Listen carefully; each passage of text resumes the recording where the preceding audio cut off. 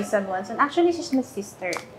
Ang ginawa kong hair color sa kanya is violet. Since medyo young pa naman siya, medyo millennial. So, gusto niya mag-explore ng mga kulay na gusto niya. So, I choose violet since medyo lighter naman yung color niya. So, nag-sync naman dun yung violet sa color niya. Ang ginawa ko sa kanya is straight cut lang. So, kahit na lang siya na lang yung mag-manage sa buhok niya, kaya niyang i-style na gusto niya. Pwede niya ikulutin, i-beach wave. So, kasi lagi din siya nag-style sa buhok niya bago siya pumasok sa work. So, ang sabi ko sa kanya, pag nasa bahay na lang siya, pwede siyang gumamit ng mga purple shampoo or silver shampoo. So, hindi siya ganun kabilis mag-fade and yung fading niya hindi nag-orange. Medyo nagsisilver pa rin yung fading ng color niya. Sa mga ganitong hindi naman siya naglalas ng mga a year. So, more than a month possibly kung hindi siya laging nagsha-shampoo. Kapag nag-fade na siya, hindi siya nag-orange. Kasi nagsisilver siya pag nag-fade na. So, hindi siya mukhang kalawang yung buhok niya pag nag-fade na. Actually, after a month, if gusto niya pang mas matingkad yung pagka-violet ng color niya, pwede na siyang bumalik after a month.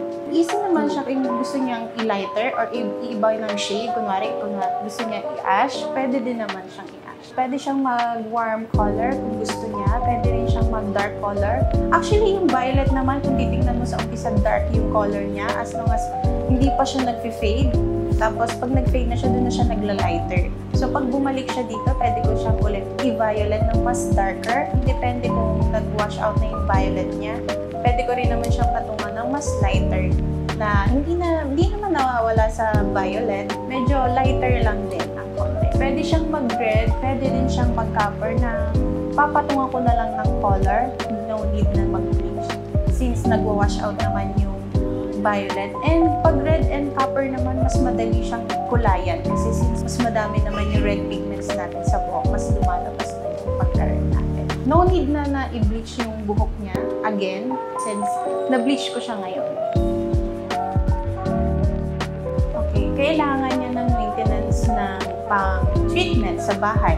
She can use ng mask, Kerastase, L'Oreal na mask. Pwede niyang gamitin yun sa bahay. Pwedeng siya na lang din yung gumamit or pwede rin naman siyang pumunta dito ulit para ma-treat natin yung buhok niya. Meron tayong dito Bilbon, yung linkage mo, yung bago natin na galing from Japan. Pwede natin gawin sa kanya parang mas smooth, mas shiny, hindi rin ganun ka-dry tingnan yung buhok niya. Kasi nagbibigay ito ng moisture, bumabalik yung moisture ng buhok niya since na-bleach na siya. Yan ang maganda sa linkage mo. Meron siyang for normal, dry hair to porous hair, lahat meron siya dito. Hi, I'm Miss Des from David Salon, Banawe. Visit us in Banawe David Salon, Quezon City.